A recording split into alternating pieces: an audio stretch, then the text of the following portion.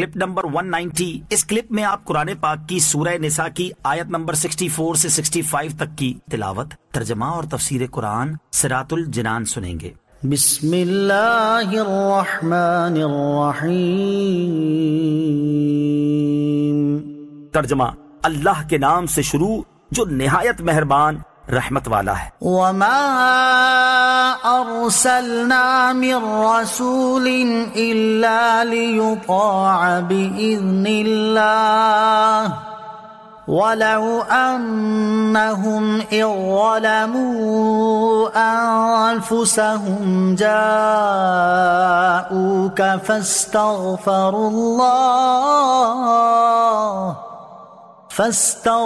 الله واستغفر لهم الرسول لوجدوا الله توابا رحيما۔ ترجمہ، اور ہم نے کوئی رسول نہ بھیجا مگر اس لیے کہ اللہ کے حکم سے اس کی اطاعت کی جائے، اور اگر جب وہ اپنی جانوں پر ظلم کر بیٹھے تھے تو اے حبیب تمہاری بارگاہ میں حاضر ہو جاتے، پھر اللہ سے معافی مانگتے اور رسول بھی ان کی مغفرت کی دعا فرماتے تو ضرور اللہ کو بہت توبہ قبول کرنے والا مہربان پاتے۔ وما ارسلنا من رسول الا لیطاع، اور ہم نے کوئی رسول نہ بھیجا مگر اس لیے کہ اس کی اطاعت کی جائے۔ یہاں رسولوں کی تشریف آوری کا مقصد بیان کیا گیا ہے کہ اللہ تعالیٰ رسولوں کو بھیجتا ہی اس لیے ہے کہ اللہ عز و جل کے حکم سے ان کی اطاعت کی جائے۔ اسی لیے اللہ تعالیٰ انبیاء اور رسل علیہم الصلاۃ والسلام کو معصوم بناتا ہے، کیونکہ اگر انبیاء علیہم الصلاۃ والسلام خود گناہوں کے مرتکب ہوں گے تو دوسرے ان کی اطاعت و اتباع کیا کریں گے؟ رسول کی اطاعت اس لیے ضروری ہے کہ اللہ عز و جل کی اطاعت کا طریقہ ہی رسول کی اطاعت کرنا ہے، اس سے ہٹ کر اطاعت الہی کا کوئی دوسرا طریقہ نہیں۔ لہذا جو رسول کی اطاعت کا انکار کرے گا وہ کافر ہوگا، اگرچہ ساری زندگی سر پر قرآن اٹھا کر پھرتا رہے۔ وَلَوْ أَنَّهُمْ إِذْ ظَلَمُوا أَنفُسَهُمْ، اور اگر جب وہ اپنی جانوں پر ظلم کر بیٹھے تھے۔ آیت کے اس حصے میں اگرچہ ایک خاص واقعے کے اعتبار سے کلام فرمایا گیا، البتہ اس میں موجود حکم عام ہے اور قیامت تک آنے والے مسلمانوں کو سرور دو جہاں صلی اللہ تعالی علیہ وآلہ وسلم کی بارگاہ میں حاضر ہو کر شفاعت طلب کرنے کا طریقہ بتایا گیا ہے۔ چنانچہ ارشاد فرمایا گیا کہ اگر یہ لوگ اپنی جانوں پر ظلم کر بیٹھے تو اے حبیب صلی اللہ تعالی علیہ وآلہ وسلم آپ کی بارگاہ میں آ جائیں، کہ یہ بارگاہ رب کریم کی بارگاہ ہے، یہاں کی رضا رب عز و جل کی رضا ہے، اور یہاں کی حاضری رب کریم عز و جل کی بارگاہ کی حاضری ہے۔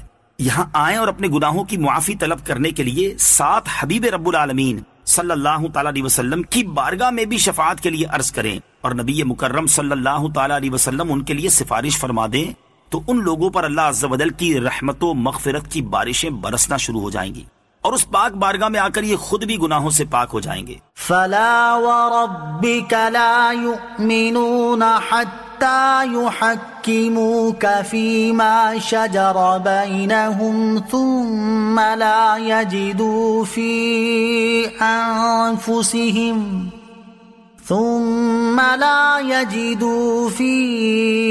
أنفسهم حرجا مما قضيت ويسلموا تسليما۔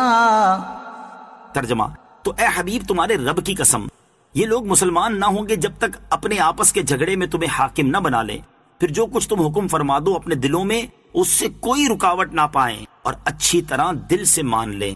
فلا وربک، تو اے حبیب تمہارے رب کی قسم۔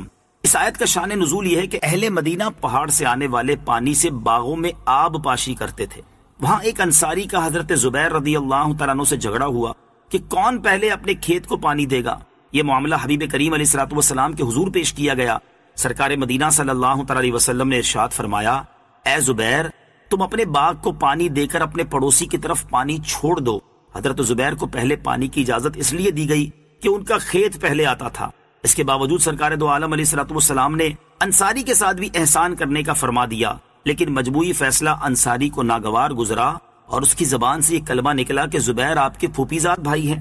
باوجود اس کے کہ فیصلے میں حضرت زبیر کو انصاری کے ساتھ احسان کی ہدایت فرمائی گئی تھی، لیکن انصاری نے اس کی قدر نہ کی، تو حضور علیہ الصلوۃ والسلام نے حضرت زبیر رضی اللہ تعالیٰ عنہ کو حکم دیا کہ اپنے باغ کو سیراب کر کے پانی روک لو۔ اس پر یہ آیت نازل ہوئی اور بتا دیا گیا کہ حبیب خدا محمد مصطفیٰ صلی اللہ تعالی علیہ وسلم کے حکم کو تسلیم کرنا فرض قطعی ہے۔ جو شخص تاجدار رسالت صلی اللہ تعالی علیہ وسلم کے فیصلے کو تسلیم نہیں کرتا وہ کافر ہے۔ ایمان کا مدار ہی اللہ کے رسول صلی اللہ تعالی علیہ وسلم کے حکم کو تسلیم کرنے پر ہے۔ آیت فلا وربک لا یؤمنون سے معلوم ہونے والے مسائل۔ اس آیت مبارکہ سے 7 مسائل معلوم ہوئے۔ نمبر 1، اللہ عز و جل نے اپنے رب ہونے کی نسبت اپنے حبیب علیہ الصلوۃ والسلام کی طرف فرمائی اور فرمایا اے حبیب تیرے رب کی قسم، یہ نبی کریم علیہ الصلوۃ والسلام کی عظیم شان ہے کہ اللہ تعالیٰ اپنی پہچان اپنے حبیب کے ذریعے سے کرواتا ہے۔ نمبر 2، حضور پر نور علیہ الصلوۃ والسلام کا حکم ماننا فرض قرار دیا اور اس بات کو اپنے رب ہونے کی قسم کے ساتھ پختہ کیا۔ نمبر 3، حضور اکرم علیہ الصلوۃ والسلام کا حکم ماننے سے انکار کرنے والے کو کافر قرار دیا۔ نمبر 4، تاجدار مدینہ صلی اللہ تعالی علیہ وسلم حاکم ہیں۔ نمبر 5، اللہ بھی حاکم ہے اور حضور بھی، البتہ دونوں میں لا متناہی فرق ہے۔ اس سے یہ بھی معلوم ہوا کہ بہت سی صفات جو اللہ تعالیٰ کے لیے استعمال ہوتی ہیں اگر وہ حضور صلی اللہ تعالی علیہ وآلہ وسلم کے لیے استعمال کی جائیں تو شرک لازم نہیں آتا جب تک کہ شرک کی حقیقت نہ پائی جائے۔ نمبر 6، رسول کریم علیہ الصلوۃ والسلام کا حکم دل و جان سے ماننا ضروری ہے اور اس کے بارے میں دل میں بھی کوئی رکاوٹ نہیں ہونی چاہیے۔ اس لیے آیت کے آخر میں فرمایا کہ پھر اپنے دلوں میں آپ علیہ الصلوۃ والسلام کے حکم کے متعلق کوئی رکاوٹ نہ پائیں اور دل و جان سے تسلیم کر لیں۔ نمبر 7، اس سے یہ بھی معلوم ہوا کہ اسلامی احکام کا ماننا فرض ہے اور ان کو نہ ماننا کفر ہے، نیز ان پر اعتراض کرنا، ان کا مذاق اڑانا کفر ہے۔ اس سے وہ لوگ عبرت حاصل کریں جو کافروں کے قوانین کو اسلامی قوانین پر فوقیت دیتے ہیں۔ صلو علی الحبیب صلی اللہ تعالی علی محمد صلی اللہ تعالی وسلم۔ مجھے اپنی اور ساری دنیا کی لوگوں کی اصلاح کی کوشش کرنی ہے انشاءاللہ عز و جل۔